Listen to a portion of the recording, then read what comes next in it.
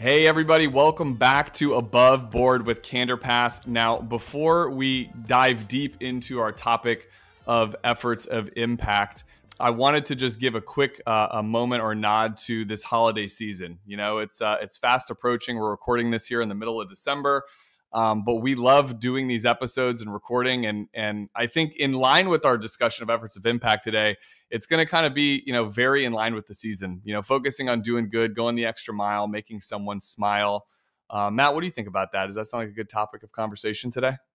Yes, I'm not going to play the role of the Grinch. I am going to participate. By nature, Ooh. it takes a little bit more effort for me to do these types of things, and so sometimes we need a season for this to blossom like a flower and come out and be impactful to the people around us, both in our community, both to our friends, our family, and also to strangers. I think is a good one as well.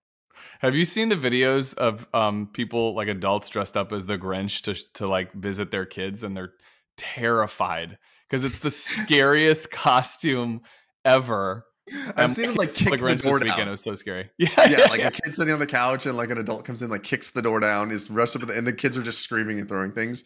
Not something I'm gonna do for my little kiddos, but I like watching other people experiment and try different things and seeing what works and what doesn't. My kids are even afraid of Santa Claus, and we have Elf on the Shelf. His name is Buddy, and they're afraid of him too. Like it's whimsical and magical and it's exciting. But my daughter's like, well, don't let them. They're not coming in my room, right? Don't let them come in my room. I'm like, yes. Okay, so efforts of impact. Why does this conversation matter? I think for us, we've been interweaving this into conversations at our company level a lot lately, and it's really it's the idea that for me, like think about sending a text message or an email to somebody versus picking up the phone and calling them. You might deliver the same exact message, but which message is going to be received with more impact, and obviously depending on what you're trying to get across, will determine if you need to go that extra mile or not. But for us, like, I think another really good example that I love to give anytime a new client at our company onboards with us, instead of sending sort of just the status quo run of the mill welcome email, Megan, our director of operations, actually sends this welcome box that in and of itself is an entire experience. Like, you open up this package box with CandorPath, messaging and branding all over it. You open the box, there's an Amazon Alexa show inside of there, a number of goodies, but then there's an envelope that you open up. It's a handwritten note from Megan, and then she draws an arrow to a QR code and says, watch this video when you get a moment. If you hover your phone over the QR code, it opens up a video of Megan welcoming you to the CandorPath family. And I mean, again, talk about efforts of impact. How does that land versus just sending an email saying, hey, welcome to CandorPath? And so, it's always, Matt and I care very much about, going that extra mile. And that's kind of what this conversation is about today. Yeah. And I think kind of going back to our industry, we're a service-based industry. We're not a product-based. We're not selling a product. We're selling services, right? And part of, especially when dealing with people's money, is developing the trust factor. And we are not the Morgan Stanleys of the world or the Fidelities of the world. That's not who CandorPath is. We're a very closely held boutique style firm. So we have to develop trust with our clients, and we have to develop that rapport. And I think for us, stepping out, putting that one foot forward initially with when someone comes on board with us is getting that welcome packet. It's a very intentional process. Yeah. It's to invoke a feeling, and that feeling should invoke trust, caring. Some of those buzzwords that we use in our industry, and some of the words that are actually in our core. What do we call them for ES, John? EOS, Our our core values. yeah, core values. So we want Yeah. we want to use those core values, and we want to show clients that this is not just talk, but it's actual. It's happening in real time. And I think to John's point is sometimes, again, an email is acceptable for replying to something, but we've really used video, really adopted video as a way of communicating with our clients, especially in this virtual climate that we're in right now. FaceTime is very little these days, whether it's physical FaceTime or whether it's on a screen. And so we really try as much as we can to add video And there's a lot of Hmm. cool pieces of software out there that'll link to your, that your email. But the one that we use allows us to have call to actions inside of it, allows us to share a desktop or screen to get a point across. Again, the emails we get are, hey, quick question, and then it goes into like this elaborate question. And it's not a quick question and it's not a quick answer. It requires a lot of thought and it requires a lot of sometimes a lot of description. So what we try to do is if it's going to be complicated, we try to reply back with a video. And when a new Yeah. client is referred to us, again, that like what John was saying, even if they're not coming on board and they're just interviewing advisors, we have really separated ourselves from the pack with how we respond to those. And again, using video as a method of communicating with a new prospect has just been one of the areas that has been very successful for us. And that all goes back to efforts of impact, trying to be impactful, whether it's the first time someone's talking to us or whether it's a client that we've been working with for 15 years. It takes effort to do that. And that's again something that we focus on pretty much every day of the week with our company. For those listening that care what the program is, it's called BombBomb, right? Yeah. BOMB, BombBomb. But I'll brag on you a little bit and just keep the love fest going from last episode that Uh-huh. you do. So we do tax services for our clients, and this is not a commercial for that. But Matt does a lot of tax returns for folks, 120 plus tax returns a year, and the normal experience, I think, for someone listening to this podcast, for me, in prior years, prior to us doing this, you send your documents to somebody, they do your taxes, and they send you a PDF back and say, hey, check it out, sign here. This is your refund. Here's how much you owe. And for most people, they look at that and they're like, what? How did we arrive at that number? What are these credits? What's the difference between a credit and a deduction? Did I under withheld? Did I over? There's always so many questions when it comes to taxes. And most of the time when you're working with a tax professional, not to knock on that industry, but oftentimes you just get the data back. You get a tax return back, and that's that. Matt's really made an effort, and this goes to the efforts of impact conversation of recording an explainer video for every client. So some are 4 minutes, some are 12 minutes, kind of depends on the complexity of the return. But this explainer video walks through every line item of the tax return. He'll ask a number of questions if there's follow-up questions that need to be had, and then we complete the return. And it's a great opportunity for somebody to have a better understanding, for someone to reply right there, or send you an email back and say, hey, I do have these questions. It gives them the opportunity to ask questions back to you, to understand what's going on with the tax return, and then also keep that video for future reference, which is also very handy because a year goes by and you kind of forget, what happened last year to this year and that type of thing.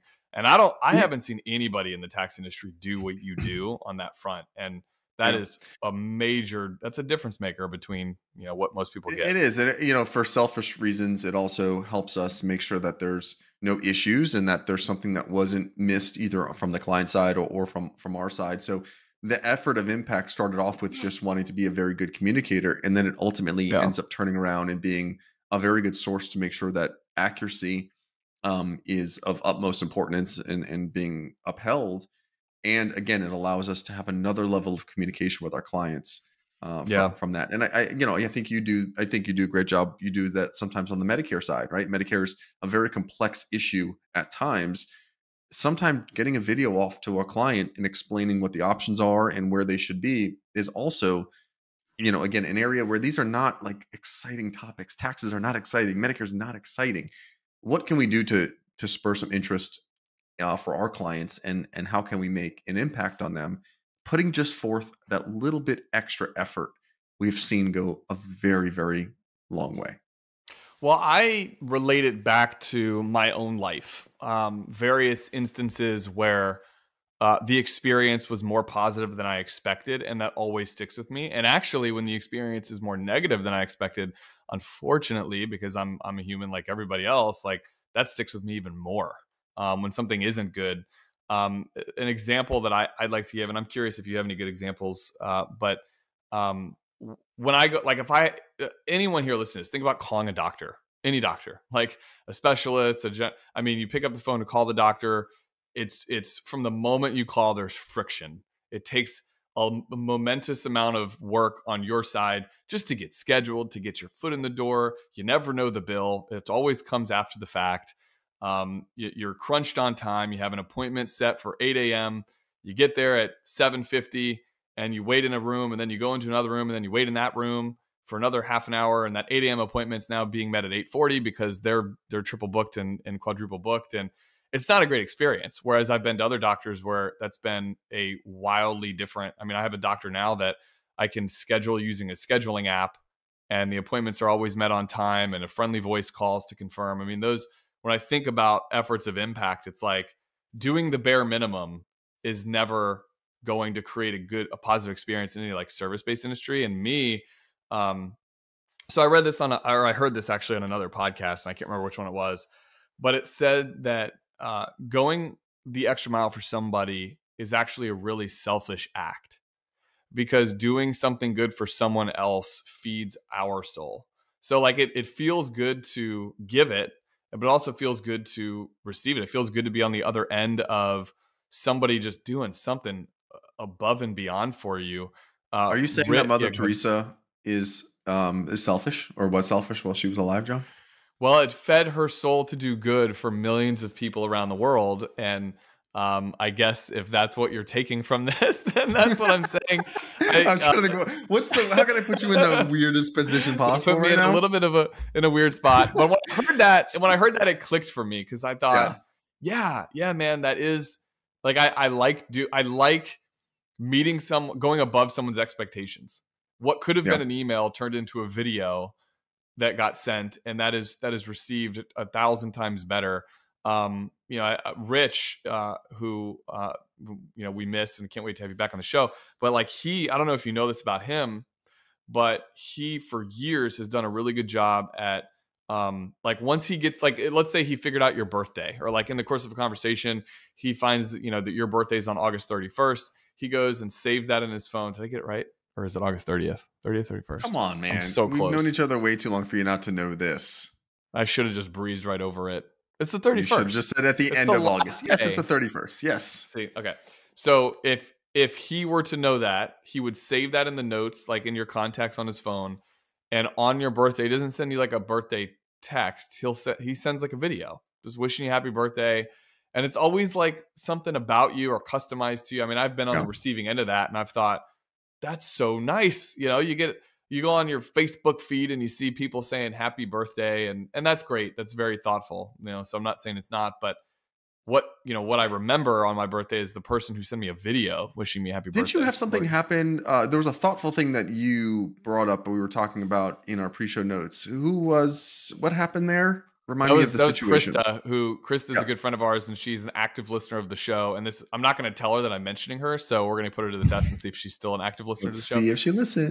When I was doing 75 Hard last year for my birthday, there was like a collection of things that she ordered from Amazon and just shipped directly to the house for me as a gift. But it was a gallon water jug was one of them, and an Ed Milet book, which anyone that's like followed 75 Hard, you got to read 10 pages a day. So she not only took the time to like inquire what was going on in my life and what I was doing, but then listened and then acted on it and saw that, hey, his birthday's coming up and I'm going to send him something nice. I mean, that type of gesture that sticks with you. That's amazing. Do you have any examples of being on the receiving end of efforts of impact?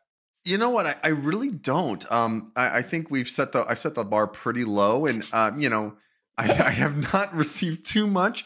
I can think of a few instances where we have, and one was my mother had a 70th birthday party, and my wife went above and beyond in getting that set up, and then again, to make an effort of impact, we were like, what's one thing that can go one step further? And actually, you and Jackie were helpful in this, and you said, well, you should have a performer at her birthday party. We kind of like a birthday party with all of our friends, and we took the ball and ran, and Lauren really kind of took that one on her own. Said, okay, like how can I take like a party where we had, dinner and some things there, which was beautiful. There was decorations and all these things. And how can we take it one step further? And you guys were like, hey, get a performer of some sort. So Lauren took the ball, ran with it. And my mom's favorite performer was Frank Sinatra. So Lauren found a actually interviewed a few of them. It was a long list of them, a Frank Sinatra impersonator. So again, here's this party where, you kind of think this is it. And then out of nowhere, I had like a little speech. I said something. And then at the end of it, Frank comes out and does, I don't know, like an hour, 2 hour, probably like an hour set of his greatest hits. And obviously it was, impersonator with background music and the whole 9 yards. And it just took it to the next level. So I can't think of a situation where I've had that happen necessarily to me, but the feeling that invoked in that additional piece of effort was amazing. And I think I took more. I probably was happier than she was at the time because it worked out so well. It was a good surprise. Lauren put all the time and effort into making it happen, and then we did it. So again, that was such an amazing feeling. I chase that, and I think we do that from a work standpoint. Is we chase that feeling of, and I think we've talked about our different languages of love, but mine is the one of like feeling needed. And that feeling, just I try to find that as much as possible, both in life and in work.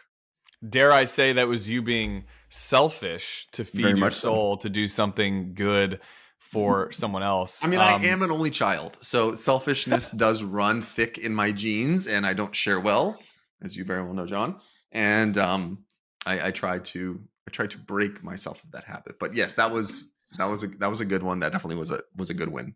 See, it's funny because when I think about that night, I remember two things: you opening up for Frank Sinatra and pretending like you were going to sing the song, and you're very tone deaf. No offense, and it was very very funny because of how tone deaf you are. And then he came in and like interrupted and was like, "Ah, we're going to take over," and it was a great surprise. Almost, I feel like the element of surprise was even more exciting than the actual fact that he was there for an hour or two.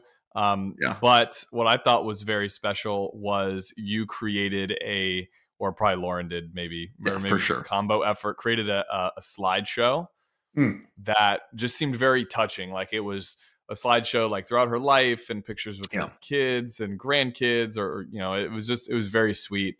Lauren spent hours on that. Yeah, that was a lot. Now, Mom did provide the photos because there was a lot of like ones that went way back, but she spent hours, and then getting the music right between all of it. It was a huge production. But those are the types of things. And my wife is really good at going above and beyond in situations and like just thinking outside the box. So she's my go-to for anything of like, okay, how do you take like this one experience and how do you like take it to the next level?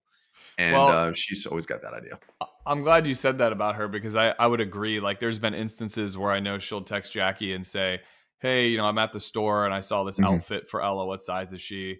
And that type of gesture, it's just really thoughtful. Like like what honestly, there'd be no reason for me to even maybe know that. Like life is so busy, she didn't text me, she texted Jackie. But why do I know that? I know that because that created an impact enough for Jackie to say like, wow, check this out. Like this is the outfit that Lauren got Ella. And she just saw it, thought of her and grabbed it, that type of thing. It feels really good. We did a few months back, not related to clients or anything, but we did this challenge, if you recall, where we had to talk to a stranger. You do a lot of challenges, John. So I got a list of all of your challenges that you're doing at any given time, which I always love because they're all about making you a better person. Well, everyone a better person, but it's because of how selfish I am. It's because of how selfish. Oh, this was this was a good one. Yeah, this was a good one. Tell that story. Yeah. It was talk to a random stranger every single day. And I don't forget how long we did it, 30 days, something like that. But I have so many good anecdotes from that. Some really awkward and maybe not as impactful as others. But I noticed that as I put myself in this situation of, oh man, I gotta talk. I gotta talk to somebody today. I have a good story. I have a good one that I think is. I'm looking for mine. You tell yours because I'm looking for mine right now because I had a good one. In a Speedway gas station, 8 p.m. Because I'm sitting there, we're about to put the kids to bed, and I go, Jack, I didn't talk to a stranger today. And she's like, well, go figure it out. And I'm like, it's too late. There's no one walking in the neighborhood. So I was like, all right, I'm gonna get in the car. I'm gonna go get gas, and I'm gonna find somebody to talk to. So weird. And I go inside and I buy a protein bar, and it was like BOGO protein bar. So I was like, cool. Got protein bar, wait in line, looking around, surveying, and I turn around, this guy standing behind me, he's drinking a coffee, and we just strike up conversation. And I find out what he does, about his family, and we're talking about the protein bars. And at the end of it, I bought the BOGO one because he's like, "Oh, I really want to try that next time." I turned around, I handed him the free one, and he was like, "Man, I really appreciate that. I didn't have dinner tonight. It was late. It was like 8. And don't ask me why he was drinking coffee at 8 p.m. That's not a healthy habit." But point being, is it a big deal? No, but he seemed genuinely appreciative. And I know that extra mile that I went was different than had I just had a conversation with him. I never even would put myself in that situation to do it. It was so cool. Yeah. I have 1,000 instances where we did this, and it was fun. So we did it. We were supposed to do it for a month. I think I did my best. I don't talk to a lot of strangers. It's not my thing. It's not my comfort zone. But okay, so here's mine. So we were at the beach, and we had pulled up. We have a boat, so we pulled up to the beach like with our boat, and I see a guy metal detecting. Right, so he's just the kid. No one's around really. I think the kids were off playing at the beach. Lauren maybe was walking or looking for shells. Just me by myself, and I see a guy metal detecting. So normally I'd let him walk right by metal detecting. Like he's got his headphones on. I'm not bugging this guy. But I'm like, crap, we're doing this challenge. I got to talk to a stranger. So I'm like, oh God, I got to talk to this guy right now. All right, I'm going to do this for the team. So that way I can, check off this box. So I yell over to him, "Hey, find anything today?"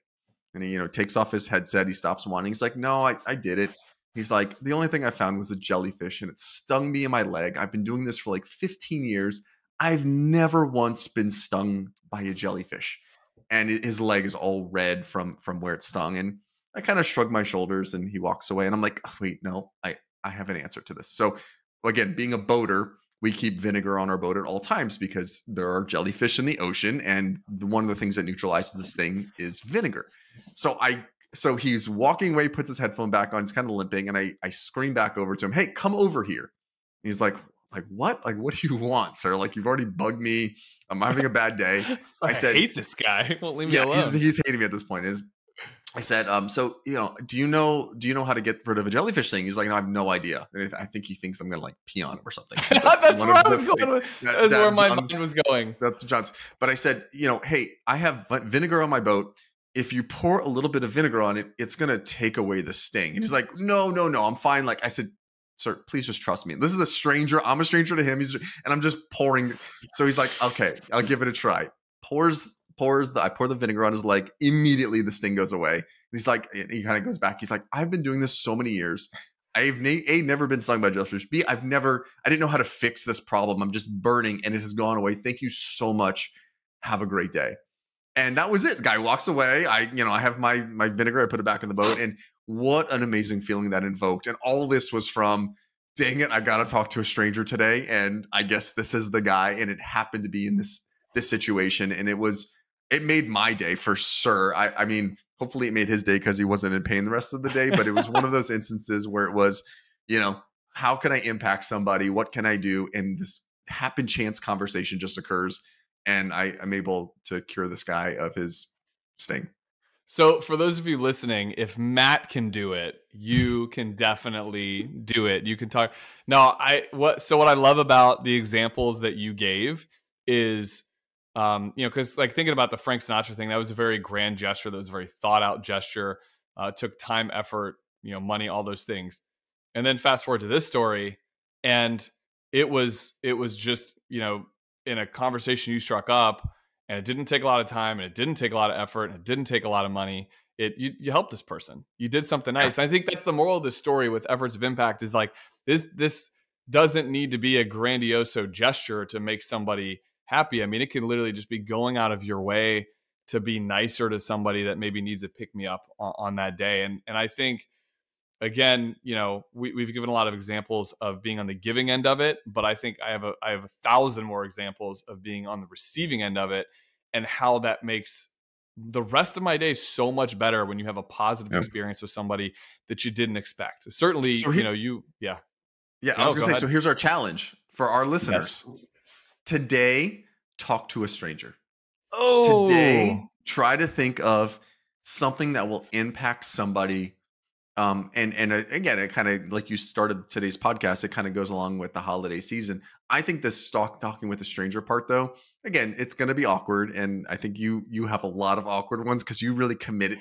John, if anyone knows anything about John commits. If he's going to do a challenge, 75 hard, he's doing it. If he's going to talk to a stranger for a week, every day, and there's going to be, out of that week, there's going to be 6 awkward conversations, but there's going to be that one that just breaks through and you're like, all of this was worth it. And those other 6 people who think I'm a weirdo because I talked to them in the Starbucks line will forgotten about me. And so our challenge is talk to a stranger, try to think of an effort of impact. When someone emails you, reply back with a video as opposed to a regular reply. See how that changes your life, and let us know what efforts of impact have either worked, or the kind of the fun ones are when they don't work as well. That's okay. We can all fail, but failing in a good way, not in a bad way.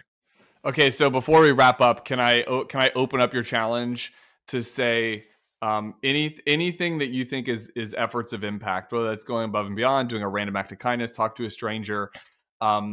As a result of listening to this podcast, do one of those things.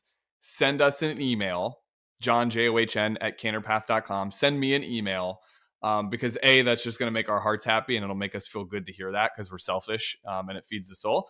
But B, we'll highlight, in the coming shows, we'll highlight the emails that we get on the efforts of impact that you do. Is that okay to open it up? Ooh, I like a that. bit further? I like that. Okay. Yeah. Cool. I think we can even up it. I think we could reply back to each one of those people with a video. You got done. Mm-hmm. Yes. I love it. Let's do it. Well, hey, everyone. Thanks as always for listening to Above Board with Canterpath. We love what we do. We love recording these sessions and posting it out. And, happy holiday season. 'Tis the season. Go the extra mile.